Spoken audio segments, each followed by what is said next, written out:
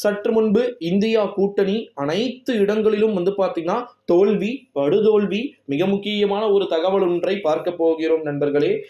தகவலை பார்ப்பதற்கு முன்பு நம்முடைய அரசியல் செய்திகள் அப்படின்ற சேனலுக்கு நீங்க கட்டாயமா புதிய பார்வையாளர்களா இருக்கிறதுக்கான வாய்ப்புகள் இருக்கும்.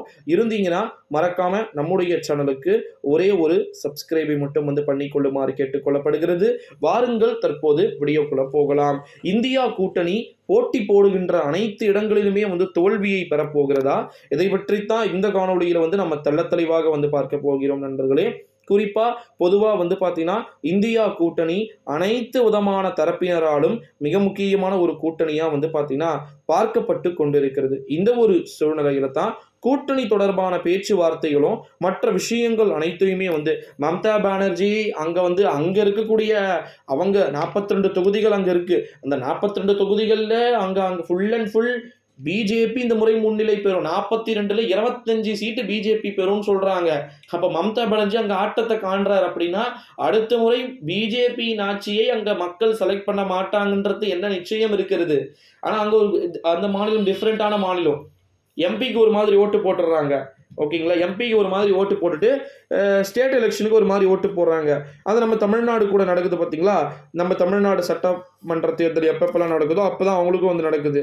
ஓகே, இந்த ஒரு சூழ்நிலையிலே இந்தியா கூட்டணி அங்கேயும் மிஸ்லீடிங் ஆகுறாங்க. அதற்கு பிறகு நம்முடைய யாரு ராகுல் காந்தி, ஓகேங்களா, அவர் அதுக்கு மேல ராகுல் காந்தி இவ்வளவு நடைப்பயணம் மேற்கொண்டதற்கு இந்த முறை நிச்சயமாக 100% குறைந்தது ஒரு 110 இடங்களாவது ஜெயிக்கணும். கடந்த முறை 40னா ஒரு 110ஆவது ஜெயிக்கணும். ஆனா 110 ஜெயிச்ச காங்கிரஸே ஆட்சிக்கு வந்துடலாமே. தனிப்பட்ட முறையில கூட்டணி கட்சிகளோட ஆதரவோடு அசால்ட்டா வந்துடலாம். அதுதாங்க வீக்னஸா இருக்கு. ஒரு 70 தொகுதிகளை எதிர்கட்சிகள் முந்தணும். பிஜேபி கிட்ட இருந்து அதை பறிக்கணும். அந்த திறமை எந்த கட்சிக்கு எப்போ வருதோ அப்போதான் நண்பர்களே நிச்சயமாக இந்தியா கூட்டணியோ அல்லது இது இந்தியா கூட்டணி அல்ல, இது எண்டு இயா அப்படின்னு சொல்லிட்டுலாம் பிஜேபியினர் கலாய்த்து கொண்டு வருகிறார்கள். ஸோ இதெல்லாம் நிச்சயமாக பார்த்தீங்கன்னா பார்க்கும்போது நிறைய பேருக்கு இந்தியா கூட்டணி ஆட்சிக்கு வர வேண்டும் என்ற ஆசை அனைவரின் மத்தியிலும் பார்த்தீங்கன்னா இருக்கிறது.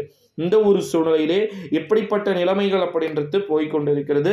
ஸோ நிச்சயமாக இந்தியா கூட்டணி அனைத்து இடங்களிலுமே படுதோல்வியை பெறக்கூடும் அப்படின்னு சொல்றத நீங்க எப்படி பார்க்குறீங்க? அதற்கான வாய்ப்பு இருக்குது அப்படின்னு சொல்லிட்டு நீங்கள் நினைக்கிறீங்களா?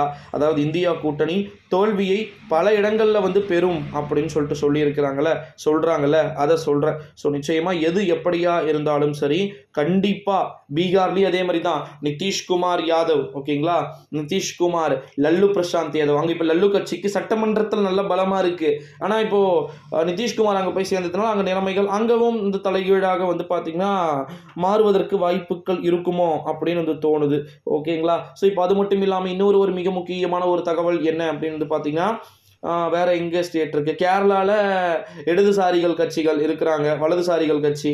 ஸோ அங்கே அவங்க 20 தொகுதிகள்லையுமே வேற ஒரு கட்சி ஜெயிச்சாலும் அந்த கட்சி 20 இடங்கள்லையுமே ஆதரவை கொடுக்கணும் அல்லவா? ஸோ அது வாய்ப்பு அப்படின்றது கிடையாது. ஸோ அங்கே பார்த்தீங்கன்னா 100% சேட்டான் தான் வெற்றியை பெறுவார். இதில் எந்த விதமான மாற்று